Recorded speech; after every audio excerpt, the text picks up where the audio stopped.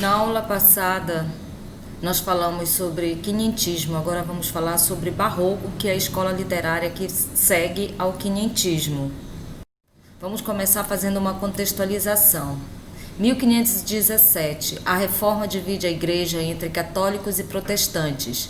Então, toda uma questão de religiosidade está envolvida aqui nessa escola literária. Houve a reforma protestante, vocês devem ter estudado já em história, e a reforma protestante, ela se opôs fortemente ao catolicismo. Vocês devem saber que a religião estava sempre atrelada, até esse momento pelo menos, estava sempre atrelada ao poder. E aí a Igreja Católica ela perde um pouco do poder que ela tinha.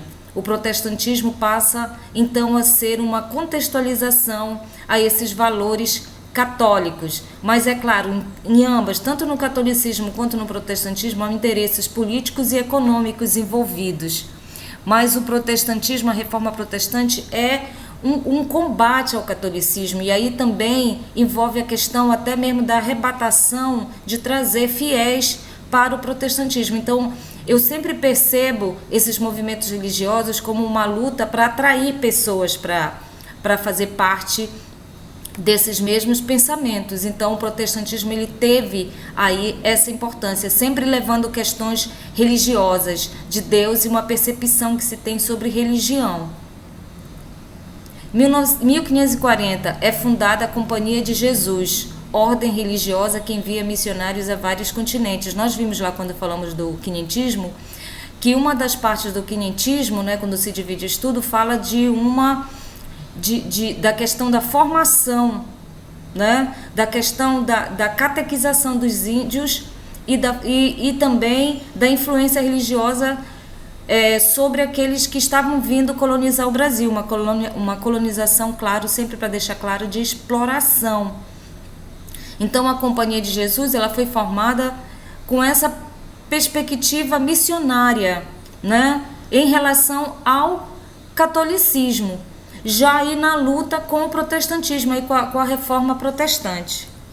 1563, a igreja dá início ao movimento da Contra-Reforma, tentando impedir a expansão protestante. Quer dizer, então, a Contra-Reforma, quando se ouve essa expressão Contra-Reforma, é algo contrário para impedir ali o avanço do protestantismo.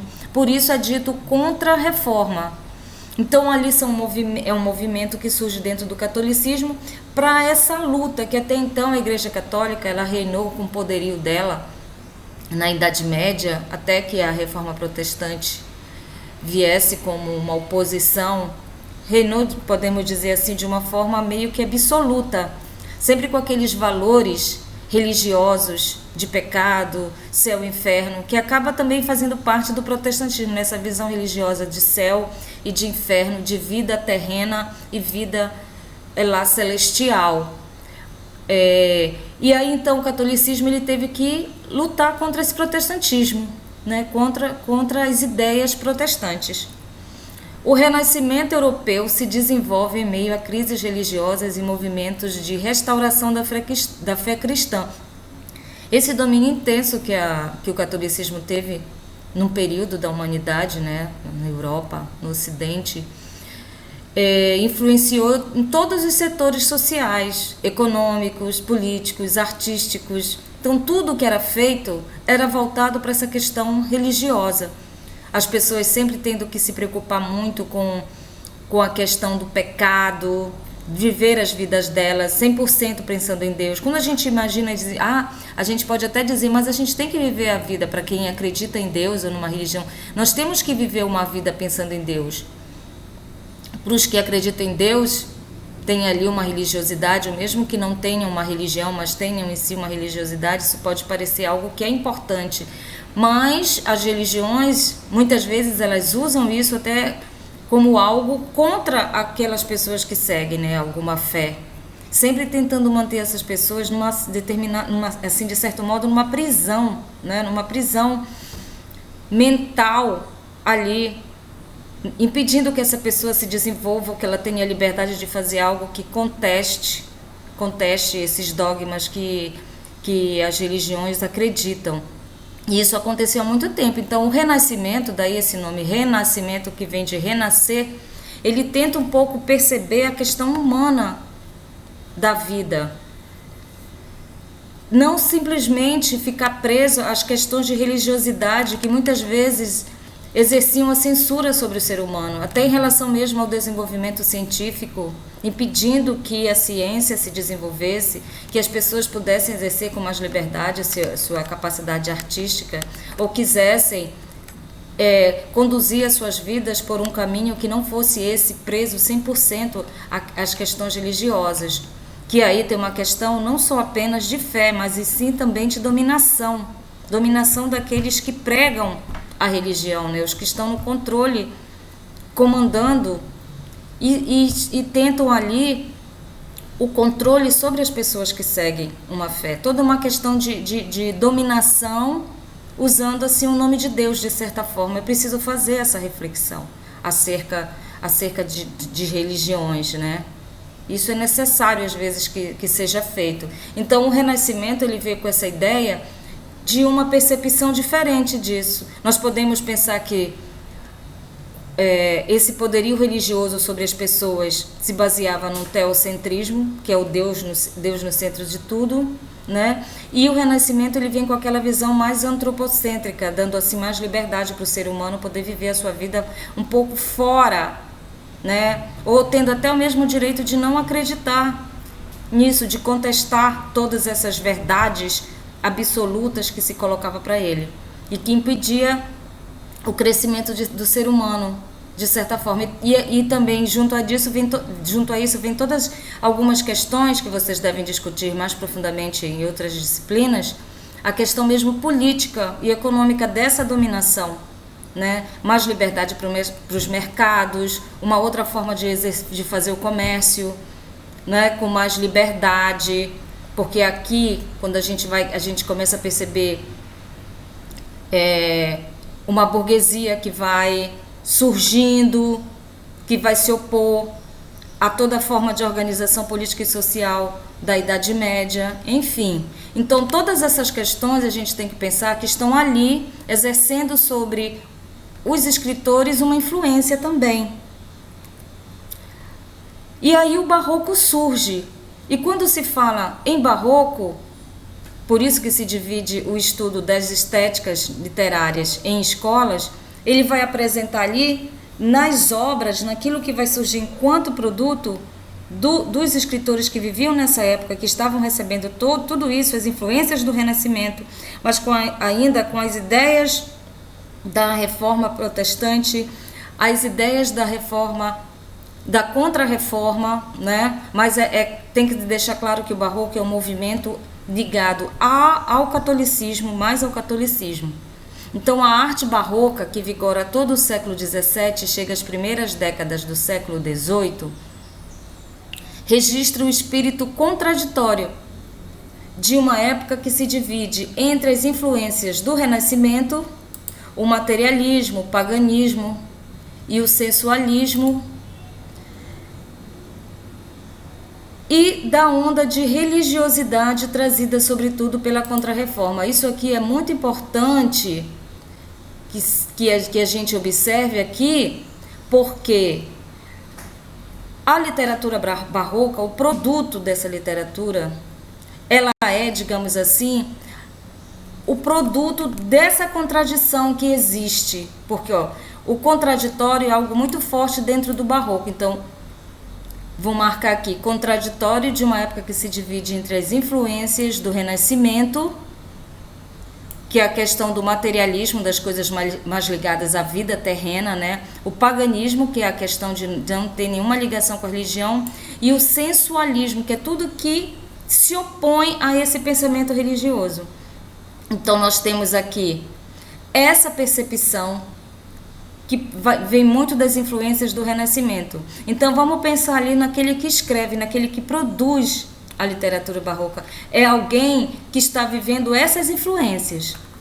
E também da onda de religiosidade trazida, sobretudo, pela Contra-Reforma, né? Que é aquele movimento ali de luta contra o protestantismo. Então, nós vamos perceber um escritor que vai produzir uma obra voltada, e o pensamento dele vai estar ali, ora pensando nesse mundo espiritual, celestial, que se imagina que seja para o lugar em que as pessoas queiram ir, né? Quando elas não estiverem mais aqui na vida, pensa na alma, a alma que vive dentro de um corpo. Esse corpo vive nesse mundo, esse mundo material, cheio de apelos, né? Cheio de tentações, mas quer essa alma, quando esse sujeito deixar de existir, e essa alma, de certo modo, se liberta desse corpo e quer ir para esse mundo ali espiritual. Porém, aqui na Terra existem muitas influências, e aquela ideia bem religiosa mesmo, de nós vivermos num mundo cheio de tentações, uma vida terrena cheia de tentações, mas quando se chega ao final da vida, se tem essa preocupação de que essa alma que se liberta desse corpo vá para esse plano espiritual. Então, o espírito barroco, ele vai ficar ali, a obra, entre viver nesse mundo que é cheio de tentações, mas com desejo de ir depois para esse mundo espiritual, celestial, assim, o paraíso. É como se a Terra fosse trazer as tentações e se quer essa liberdade para o paraíso. É nesse ponto, isso é muito importante para o entendimento do barroco, que essa palavra contraditório aí, ela se coloca, a contradição entre, digamos, o prazer, né? O prazer, que é o pecado, e a necessidade da absolvição, por ter pecado tanto e querido um dia essa absolvição para viver nesse paraíso. Então, é assim a dualidade entre o paraíso. O movimento surgiu como uma forma de reagir às tendências humanistas, tentando reencontrar a tradição cristã, porque quando falo em humanismo, é mais humano, são as questões humanas que são colocadas aqui, porque é sempre, né, na Idade Média, aquela força religiosa de sempre se viver pecando, de se controlar os desejos humanos que ficavam reprimidos ali por uma questão de uma religiosidade que estava ali para o controle do ser humano. Mas vamos lembrar, um controle que é muitas vezes político, buscando um certo modelo econômico também, não é só uma questão religiosa, daqueles que estão no poder, daí que se vendia, por exemplo, né, que se vendia até a absolvição das pessoas, era possível comprar o lugar no paraíso. Quando a gente pensa, isso é um absurdo, né? Na questão religiosa. Você peca e você paga e você compra o seu lugar. Então isso acontecia, né? Quer dizer, a gente acaba imaginando que muitas pessoas com muito mais intenções dominam as religiões, né, e tentam ali, de certo modo, tirar bastante proveito. Então, o humanismo, ele veio com essa ideia mais humana mesmo, dos desejos e necessidades humanas. Que para o ser humano poder progredir em outros aspectos, porque às vezes ficar voltado somente para a religiosidade, quando é doentio, né, leva ao fanatismo, não é uma coisa boa, né, não é uma coisa muito boa. Então, o humanismo e o Renascimento, eles vieram com essa ideia dessa libertação, até para o progresso dos seres humanos. Não fosse essa luta, talvez a gente não tivesse chegado onde nós chegamos. Não estou fazendo aqui análise de questões morais, familiares, eu estou falando mesmo do desenvolvimento científico, porque o controle era tão grande até sobre as ideias, sobre o que se pensava, se criavam dogmas, né, em relação a tudo que existia, mas quando as pessoas, os cientistas, eles questionavam tudo isso, mostrando que não era assim, daí se imaginar que, vamos lembrar o episódio, se imaginava que a Terra era o centro do universo, e nós sabemos que não, né? O que é o planeta Terra dentro do universo? Ele é muito maior. Mas se tentou impedir que o progresso científico mostrasse essa verdade, né? Então eu acho que vocês devem estar entendendo o que eu quero dizer aí em relação a essas questões humanistas. Mas aí nós estamos analisando aqui um contexto histórico, mas o que a gente tem que pensar é que, vamos pensar nos escritores, nas pessoas que viviam nessa época, como era a vida delas, como eram as influências que elas tinham. Elas viviam num mundo que a religiosidade ainda era muito forte, mas elas tinham já essa outra ideia. Então elas viviam nesse conflito, nessa contradição. De certo modo, isso ainda existe. Porque quando nós estamos muito ligados à religião, às vezes toda a nossa fé, ela acaba entrando em choque com o conhecimento que nós vamos tendo do mundo. Então a gente precisa saber conduzir tudo isso. Mas isso gera conflitos. E quem, eu pergunto para vocês, não estou aqui olhando para vocês na sala de aula, mas para os que vão assistir, vão ouvir essa aula, né? Quem aqui não imagina viver um mundo, né, cheio de prazeres como nós temos, cheio de tentações, o mundo que nós estamos, e viver tudo isso e às vezes depois se preocupar com as nossas ações, preocupar com a morte, vamos pensar assim, porque no Barroco a gente vai falar muito sobre isso dentro das obras, se fala sobre isso, não é? E aí nós vamos ficar preocupados que nós tivemos os nossos prazeres e às vezes a gente sabe que talvez esses prazeres, se alguns possam viver em excesso e isso traz uma consequência depois. Então é mais ou menos isso que é o pensamento barroco.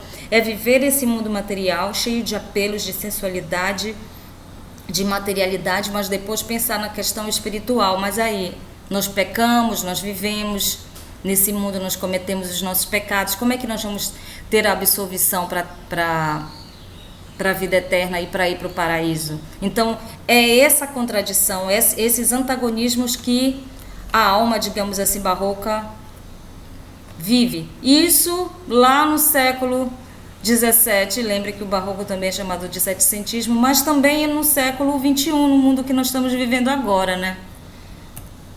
O Estado absolutista se consolidava. Esse sistema era voltado para atender às necessidades da burguesia. Aqui o sistema político-econômico já estava se modificando daquilo que era conhecido na Idade Média, né? A gente pensava que tudo pertencia à burguesia, os reis, os duques, eles eram os donos das terras, as pessoas que viviam ali tinham que trabalhar para eles, aquele modelo, né, do suzerano, do vassalo, aquele modelo econômico da Idade Média. Já não era mais assim. Os burgos se formaram, os burgos ali voltados para as cidades, uma classe social que não era nobre, digamos, ligada à nobreza, mas ao dinheiro, devido ao mercantilismo, ao comércio, se desenvolvia. Então era esse o contexto. Os fatos históricos fundamentais da época foram a primeira invasão holandesa, que ocorreu na Bahia em 1624, e a segunda em Pernambuco em 1630, que perdurou até 1654. Aqui nós vemos assim alguma coisa relacionada à contextualização histórica, porque tudo isso tem influência na obra. Então eu coloquei aqui em letras bem grandes o que é, na verdade, a essência dessa escola literária, né? A essência do barroco. A arte barroca é a expressão das contradições e do conflito espiritual do homem da época, que eu diria até para vocês, eu costumo dizer isso para os alunos, até parecido também com o nosso conflito atual. E essas contradições e esse conflito espiritual, porque essa religiosidade que é muito forte, e a religião, de certo modo, ela tenta um controle sobre as pessoas, não vamos negar isso, né? Talvez hoje as religiões, se as pessoas se deixam controlar muito pelas religiões, elas não são capazes hoje de estar dentro de uma igreja e fazer uma análise moral também, não só espiritual. Ela pode ter assim sua mente, digamos assim, sofrer uma lavagem cerebral. Muitas pessoas até se perdem, porque eu acho até que pode ser necessária uma busca pela religiosidade, a espiritualidade, até para quem quer seguir uma religião seguir, mas é preciso também esse autocontrole, né, dentro de quem, para quem segue uma religião, né, mas e até mesmo para poder controlar, né, essa contradição, esse conflito da espiritualidade com as questões materiais do mundo que nós vivemos. Se isso acontece no nosso tempo, imagina naquela época que a religião tinha muito mais força e poder político do que tem hoje, embora muita gente hoje na política goste de usar o nome de Deus, né? Não sei até que ponto com a sinceridade e a verdade, né, relativas à política, na política. Mas naquela época isso era muito maior. Então essa contradição é a contradição desse conflito espiritual, de viver sobre isso, de acreditar na existência de um céu e de um inferno, mas de viver nesse mundo cheio de tentações. Então a arte barroca é a expressão das contradições e do conflito espiritual do homem da época. A linguagem barroca, agora já trazendo alguma coisa lá aqui para a literatura mesmo, né? A linguagem barroca é a expressão das ideias, dos sentimentos do artista do século XVII. Então, desse artista que vive entre esses conflitos humanos, espirituais, entre a espiritualidade e a materialidade. Seus temas e sua construção combinam-se para expressar a concepção barroca do mundo. Aqui nós vamos ver um poema de Gregório de Matos Guerra, que ele é o principal representante do barroco brasileiro. Então esse poema aqui, ele demonstra isso.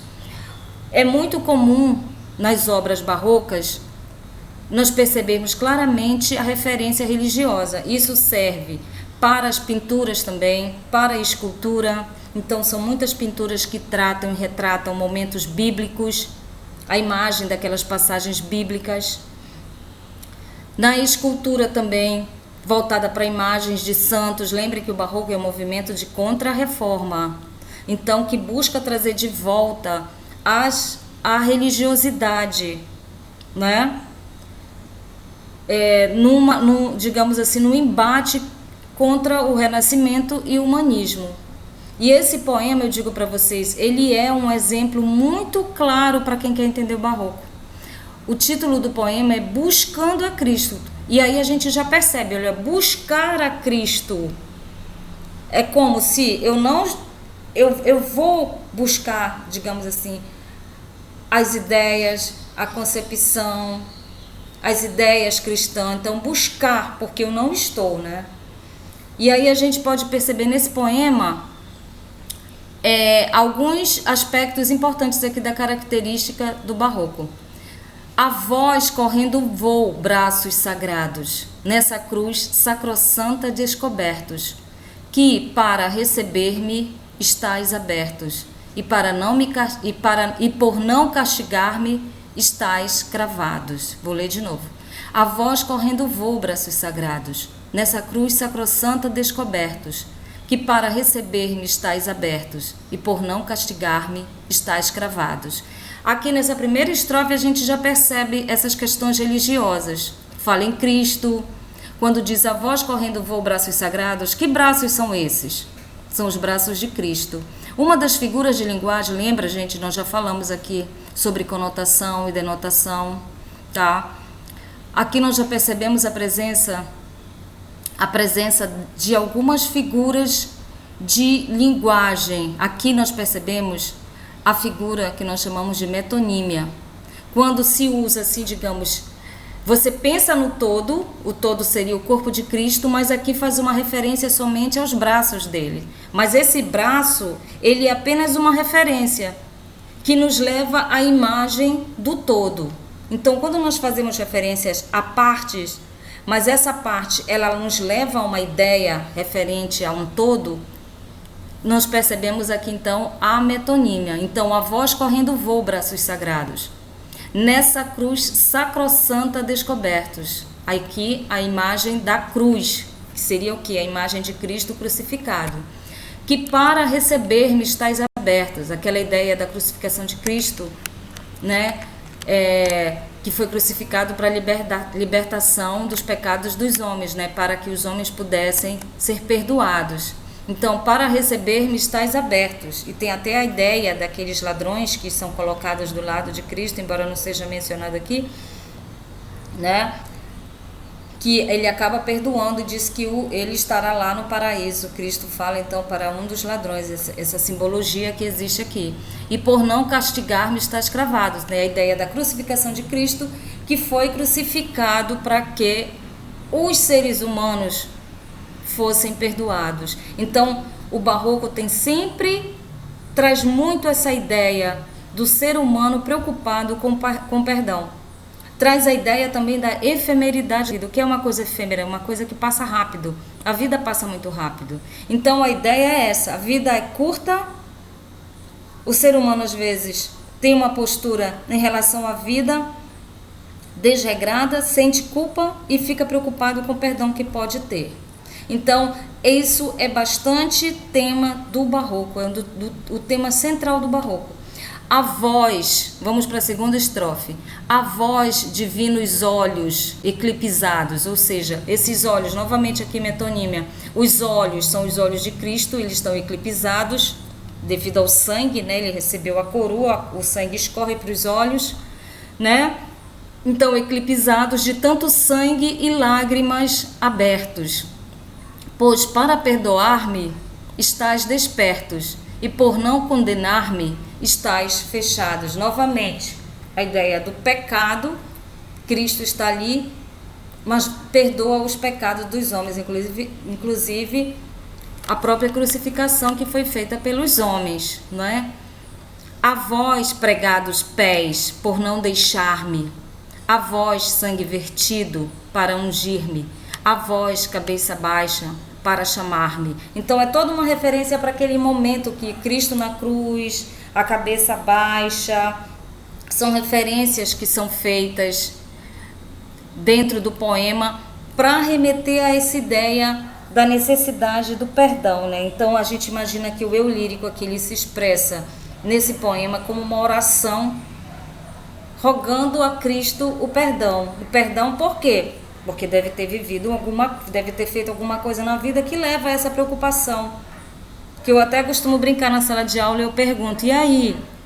Vocês já se viram nessa situação de fazer algo, saber que não é certo? E ter preocupação em receber o perdão? E a preocupação de pensar para onde eu vou quando eu morrer, já que eu fiz algo assim? Então é mais ou menos a mesma situação aqui que o eu lírico está. A vós lá do patente quero unir-me, a vós cravos preciosos quero atar-me. Então são sempre quando fala cravos preciosos, né? Os pregos que pregaram as mãos e pés de Jesus, não é? Para ficar unido, atado e firme. Só que no caso aqui, uma metáfora que leva a ficar unido e atado a Cristo. Então aos valores cristãos, né? Que é o desejo aqui do eu lírico, ficar preso e atado a esses valores cristãos e a Cristo. Então aqui com esse uso dessa figura principal aqui, que é a metonímia dentro do poema, que sempre vai falando nas partes de Cristo, os braços, os olhos, os pés, mas sempre levando a esse todo, e o barroco também traz muito dentro das obras barrocas essa ideia da coisa mórbida, né? O mórbido aqui quer dizer a fragilidade, no caso de Cristo aqui, Cristo na cruz, o corpo apanhou, recebeu a coroa de espinhos, os pregos. Então é um corpo que já está em estado já de morte, claro que vai ressuscitar, né? Que ressuscita, mas que naquele momento sofre ali todas as penalidades que um corpo, depois de ter recebido todo esse castigo, toda essa violência, acaba recebendo ali e não conseguindo na cruz, claro, obviamente tendo a resistência necessária, né, para suportar esse castigo. Então o barroco, nas obras barrocas, aqui algumas palavras do vocabulário, tá? E uma informação aqui sobre Gregório de Matos. É um dos fundadores da poesia lírica e satírica em nosso país, porque além dessa poesia lírica, né, como aqui nós vemos a expressão da dor, da preocupação, do eu lírico, né, com seu perdão, ele também escreveu uma poesia satírica. Satírica vem de sátira, de engraçado, mas a poesia dele era muito crítica, voltada para as questões políticas lá da época do Gregório de Matos Guerra. Então ele fez isso, ele criticava os políticos, os religiosos, usando a literatura dele. A poesia lírica religiosa de Gregório de Matos explora temas como o amor a Deus, o arrependimento, nós vemos muito isso aqui, o pecado, apresenta referências bíblicas através de uma linguagem culta, cheia de figuras de linguagem, porque o barroco, uma das características também dessa escola literária é o rebuscamento. Quando falo em rebuscamento, é a utilização de certas palavras que não são palavras assim muito do comum da linguagem, a ordem dessas palavras dentro das frases, né? Porque nós podemos falar de uma ordem direta, colocando assim sujeito e predicado, dentro desse sujeito, né, verbo e objeto, que é o complemento do verbo, mas eles invertem as posições das palavras para criar um rebuscamento. Nós podemos perceber isso quando entramos nos prédios barrocos, eles são cheios de detalhes. Aqui em Belém, por exemplo, há muitas igrejas que trazem isso dentro da arquitetura, aqueles altares cheios de detalhes, anjos. Eles costumavam cobrir todos esses altares com ouro, pensando na questão do céu. É como se aquele altar ele representasse o céu, né? Então é muito detalhe, não são linhas simples, digamos assim, que o barroco utiliza dentro da arquitetura. Dentro da pintura são muitas imagens bíblicas daqueles momentos. Eles utilizam claro e escuro, imagens claras, imagens escuras, contrastando o claro e o escuro, colocando luz em pontos dentro da obra. E aquela obra ela ressalta, digamos assim, um momento bíblico conhecido, né? Dentro da literatura é um floreio, esses ornamentos eles vêm com determinadas palavras, criando determinadas imagens para criar um efeito. Então a literatura, a escrita, ela é uma escrita sofisticada, digamos assim, ela não é uma escrita simples, a escrita barroca. Esse texto 2 agora, primeiro nós vimos o poema para fazer uma comparação. Se trata de uma escultura, ela é uma escultura de Aleijadinho, que é o principal artista plástico do barroco brasileiro. Então ela representa, ali vocês vão ver que é uma imagem religiosa também, detalhe do caminho para o Calvário, um dos passos da paixão.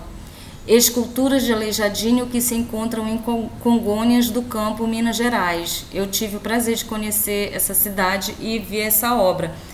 Então é aquela via sacra que chamam, aquele momento que Cristo pega a cruz e vai até a crucificação. E aí o Aleijadinho criou isso tudo em esculturas. E nós vamos analisar aqui uma das imagens, é uma fotografia de uma dessas partes, aqui nessa escultura. Então observe que o barroco, as obras, elas vão muito para a questão religiosa. Os quadros, as pinturas, a arquitetura teve uma grande influência dentro das igrejas no mundo inteiro.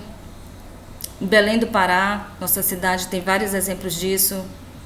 A igreja de Nossa Senhora do Carmo, a Sé também, são exemplos de obras do barroco. E aqui nós vemos uma escultura, que é esse momento aqui, um dos momentos da via sacra, né? Que Jesus carregando a cruz. Nessa imagem não dá para nós percebermos assim com tanta clareza, mas para ficar mais evidente essa questão da religiosidade. Lembrem, não esquecendo que o barroco é um movimento da contra-reforma da igreja, né? O texto 3 traz um texto que não é um poema, mas é também algo ligado ao barroco. Aqui já é um texto em prosa, nós já falamos do que é prosa e verso. Lá no primeiro texto, o texto está escrito em estrofes, cada linha representa um verso. Esse texto que vocês estão vendo agora é um texto escrito em prosa, ele é um texto feito em parágrafo, é só um trecho do texto. Aqui é um texto do Padre Antônio Vieira, grande orador português que viveu no Brasil no século XVII. Neste fragmento, Vieira tenta persuadir seus ouvintes a não se envolverem com ideias de reforma religiosa, o protestantismo. Para isso, toma como exemplo a persistência religiosa dos mártires da Igreja Católica. porque o barroco é um movimento de contra-reforma. Então aqui nós temos um texto em prosa que é um sermão. O sermão, aquilo que os religiosos fazem. Então os padres têm aquele momento da missa que faz um sermão. O pastor, estou falando aqui só de catolicismo e protestantismo, porque na verdade o barroco é um movimento de contra-reforma da reforma protestante. O pastor também fica fazendo ali o seu sermão para, né, o público ali. E aqui é um trecho de um sermão do padre Antônio Vieira, em que ele tenta convencer as pessoas que estão ali a não seguirem o protestantismo. Há uns mártires penduravam pelos cabelos, ou por um pé, ou por ambos, ou pelos dedos, polegares, e assim no ar, despidos, batiam e martelavam com tal força e continuação os cruéis e robustos algozes, que ao princípio açoitavam os corpos, depois desfiavam as mesmas chagas, ou uma só chaga, até que não tinha já que açoitar nem ferir. Há outros estirados e desconjuntados no ecúleo, ou estendidos na catasta, aravam ou cardavam os membros com pentes e garfos de ferro, aqui propriamente chamavam escorpiões, ou metidos debaixo de grandes pedras de moinho, lhe espremiam como em lagar o sangue, e lhes moíam e imprensavam os ossos, até ficarem uma pasta confusa, sem figura nem semelhança do que dantes eram. A outros cobriam todos de pés, resina e enxofre, e ateando-lhes o fogo, os faziam arder em pé como tochas ou luminárias, nas festas dos ídolos, esforçando-os para este suplício, como lhes dar a beber chumbo derretido. Então esse trecho aqui mostra o quê? Um sermão do padre Antônio Vieira. E nesse sermão ele fala de tortura, da tortura que os cristãos eles sofriam para poder seguir a fé deles. O que isso não era permitido durante o período, né? Vamos pensar ali na época que o cristianismo começou ali em Roma, não era permitido, né, você ser cristão. Então os cristãos eles se escondiam para poder seguir a fé deles, para poder fazer as reuniões. E quando eles eram capturados, porque se queria impedir a progressão, né, do cristianismo, eles eram torturados. Então aqui, qual é a ideia do padre Antônio Vieira? É que nesse sermão ele pudesse convencer as pessoas a não se deixarem tentar de seguir a fé que elas tinham, para passar a seguir uma outra ideia, uma outra fé, né, que seria o caso do protestantismo. Então ele usa como exemplo aqui essas imagens da tortura. Ele fala, por exemplo, em arar os corpos. O que é arar? Vamos pensar na agricultura, aquela máquina passando ali, abrindo a terra para que se jogue a semente. Então na tortura eles faziam isso com os corpos das pessoas. Eles pegavam objetos e faziam isso no corpo das pessoas, usando máquinas, usando objetos, né? Usando mecanismos que eram criados para isso. Então a ideia é, os cristãos daquela época, eles resistiam, eles tinham coragem para resistir. Então vocês que estão agora ouvindo aqui o sermão, digamos assim, devem também ter força para não se deixar tentar para seguir uma outra ideia, né? Uma outra religião, já que tudo isso era feito com o objetivo de lutar contra as ideias humanistas e o protestantismo. Agora vamos aqui a uma análise dos textos, que nós já fizemos um comentário, né? Tanto os textos literários quanto a escultura de Aleijadinho, ali, tanto o texto em prosa que nós lemos agora, tá? Que eu li agora, um trecho do sermão, quanto o poema Buscando a Cristo e a escultura também do Aleijadinho, nós estamos aqui analisando esses três, apresentam semelhança quanto ao tema, evidenciando interesse por temas religiosos, ou mais precisamente, tratam do sofrimento como forma de purificação, né? Essa é uma ideia bastante religiosa também. Algumas pessoas, inclusive, chegam ao ponto de se torturar, porque elas acham que o castigo físico é uma forma de purificação, né? Então, elas tratam desse sentimento né, do sofrimento como forma de purificação. O homem barroco sente-se espiritualmente em conflito. O conflito ele é muito presente no barroco, né? A divisão entre carne e o espírito. Daí vem a antítese, que é uma figura também bastante comum no barroco. A carne, representada pelo corpo, que vai viver nesse mundo material, viver todos os pecados desse mundo material. E o espírito, porque se pensa na carne, aquela ideia de corpo e espírito, corpo e alma. O espírito que um dia vai se libertar desse corpo, mas vai para onde, né? Dependendo do que o corpo fez, o espírito pode ir para o céu, o espírito pode ir para o inferno, o espírito pode ir para o purgatório. Então você imagina o que é viver nesse conflito entre o pecado e a necessidade de ser absolvido. Então, essa antítese, esse conflito, essa divisão que se fala em antítese é isso, ó. Carne, espírito, pecado, perdão, razão, sensação. Principalmente quando se usa a razão em muitos momentos, em contradição à sensação. Não basta simplesmente, às vezes, aceitar os dogmas religiosos. O barroco ele nos coloca nessa situação. Quando se usa a razão e que, às vezes, muitos desses dogmas religiosos entram em contradição. Então, por isso, a razão e a sensação. Ter esse pensamento mais lógico. Vamos pensar aí no que aconteceu com muitos dos cientistas, né?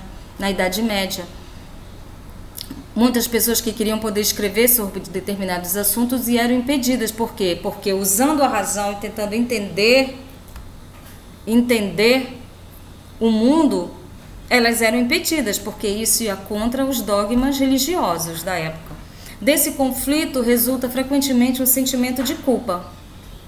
Então, o sentimento de culpa está sempre presente. Eu fiz uma coisa errada, por isso que eu digo e brinco com os alunos que é uma sensação que nós vivemos agora, às vezes de ter excessos e ficar preocupada com as nossas ações e com o castigo que nós poderíamos ter devido a essas ações, né?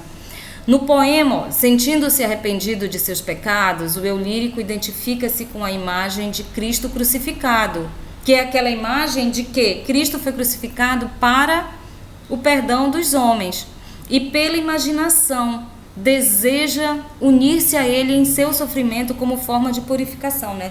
Para purificar os pecados que cometeu. Nesse texto, o eu lírico manifesta ter um sentimento de culpa. Pode-se perceber isso pelo emprego de palavras como castigar, perdoar, condenar. Então, a culpa leva a esse medo do castigo, da condenação e se deseja o perdão. A expressividade da obra de Aleijadinho, agora já falando da escultura, reside principalmente em duas partes do conjunto: o rosto, sobretudo o olhar, e as mãos, que nós não podemos nessa imagem, nessa foto que eu mostrei, perceber isso, mas o rosto de Cristo ali, com todo aquele sofrimento, porque ele está carregando a culpa dos homens, né? E as mãos também, que aparecem abertas, se vocês voltarem para olhar, elas aparecem abertas, e é bem característico do sofrimento de Cristo nessas imagens que nós temos. Assim também como a coroa de espinhos, né? São assim pontos dentro do corpo de Cristo que foram bastante machucados e são bastante simbólicos. As mãos que receberam os pregos. A mão, sobretudo, a mão sobre a cruz e os dedos crispados de Cristo traduzem a dor e o sofrimento provocados pelos maus tratos. O olhar distante e perplexo de Cristo traduz sua desolação e sua indignação diante das atitudes humanas, ampliando o sentimento trágico da obra. A linguagem. A linguagem barroca geralmente busca transmitir estados de conflito espiritual. Qual é o conflito? Porque nós vamos ter aqui outras obras que podem, outras escolas literárias, movimentos artísticos que falam da questão espiritual, mas como característica do barroco é esse conflito entre viver os prazeres da carne e a preocupação com o perdão para poder o espírito ir para o céu. Por isso faz uso de certas figuras de linguagem, de sugestão de cor e de som, e de imagens fortes, violentas, com a finalidade de traduzir o sentido trágico da vida. Isso a gente pode perceber ali quando lê o poema que fala da crucificação de Cristo, daqueles momentos de Cristo na cruz. os olhos de Cristo cheios de sangue, os braços castigados. Na obra de Aleijadinho, a imagem do rosto de Cristo machucado, a coroa de espinhos, as mãos, que ele dá destaque. Então, a questão mórbida ela é muito presente dentro do barroco também. A morbidez vem dessa fragilidade da carne. A antítese quer dizer opostos, né? A antítese pode ser observada nestes exemplos, quando fala em perdoar e condenar, porque a antítese, no uso da linguagem verbal, nós vamos ver entre palavras que têm sentidos opostos: perdoar, condenar, desperto, fechados, que foram usados ali no poema.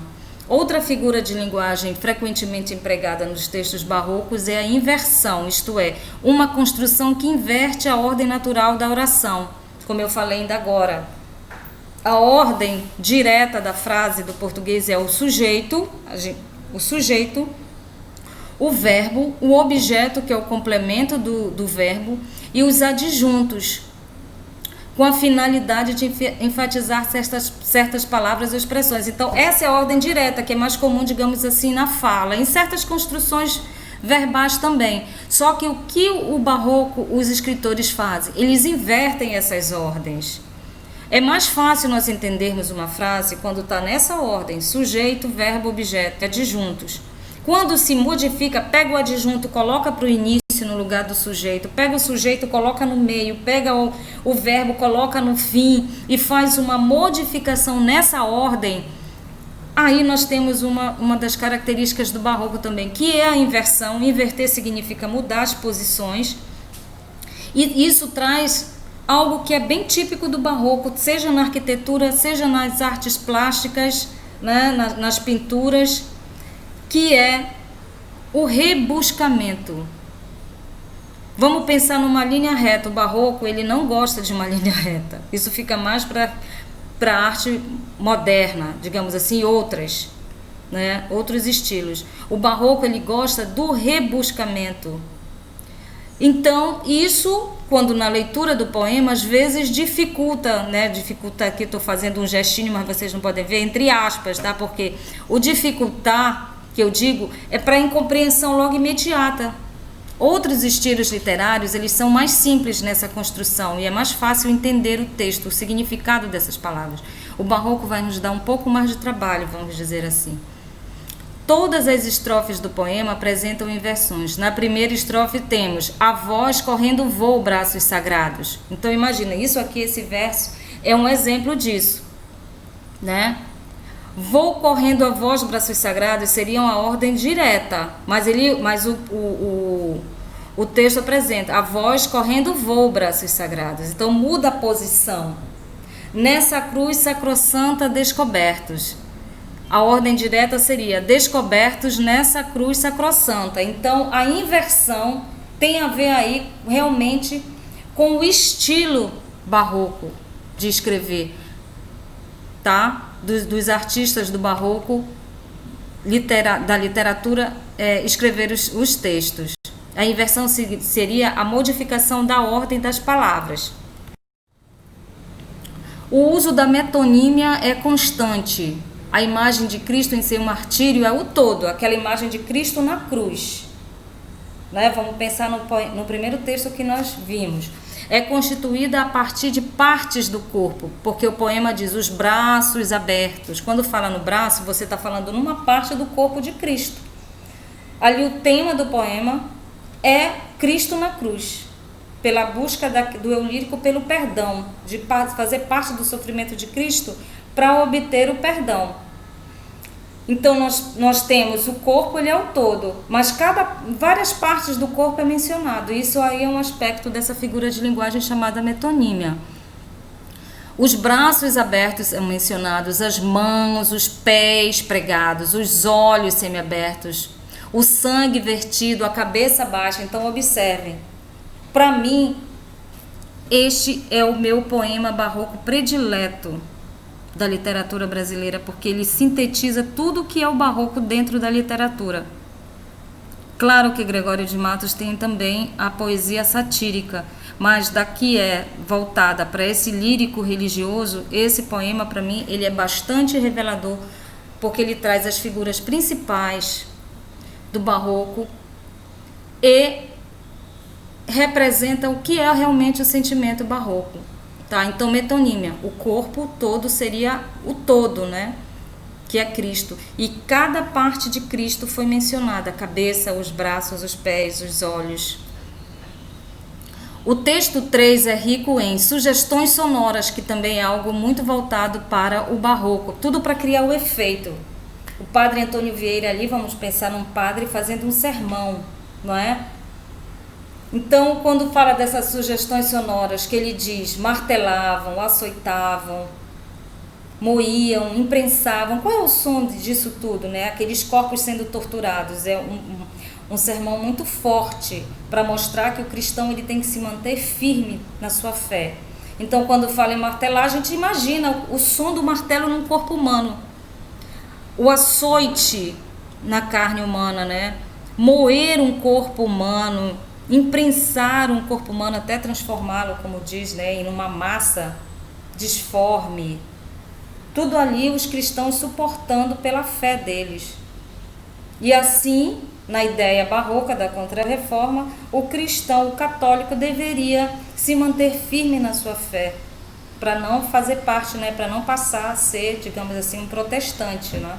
Já que o barroco, ele representa ali um movimento de Contra-Reforma. Imagens violentas, martelavam, desfiavam, aravam os membros, arder em pé como tochas, beber chumbo, tudo isso tortura, digamos assim, que as pessoas que seguiam o cristianismo sofriam. Então, imagens de violência também são muito comuns dentro do barroco, inclusive nas pinturas barrocas. Aquelas imagens de cabeças sendo degoladas, algumas obras que representam isso. Nos textos barrocos é comum a presença da morbidez, isto é, um estado de enfraquecimento doentio, como meio de exprimir a fragilidade e o grotesco da condição humana. Pelos detalhes com que Cristo é descrito no texto 1 ou retratado no texto 2, que dão uma noção de estado mórbido em que se encontra em virtude do sofrimento que foi submetido, né? Isso aí tem a ver com a morbidez. Sofreram e tem aquela aparência mórbida de fragilidade. No texto 3, ela se manifesta na descrição minuciosa das torturas que eram submetidas os cristãos, né? Que a gente mencionou agora nas imagens sonoras e de violência que aquelas palavras nos remetem.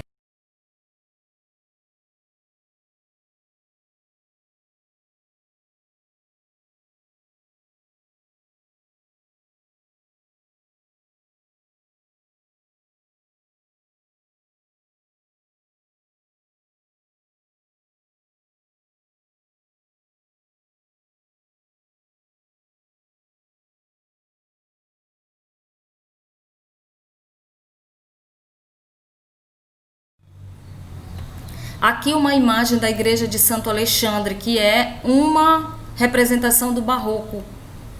Para quem não visitou, existe ali um museu de arte sacra. Aqui não tem nada a ver com religião. Mesmo quem não seja católico pode visitar esses lugares como uma forma de estudo, né, de perceber essa arquitetura.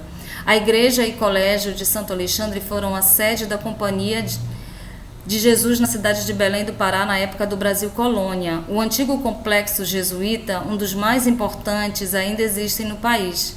Abriga atualmente o Museu de Arte Sacra do Pará. Fica ali naquele complexo, ali perto do centro de Belém, ali Ver o Peso, ali por toda aquela área.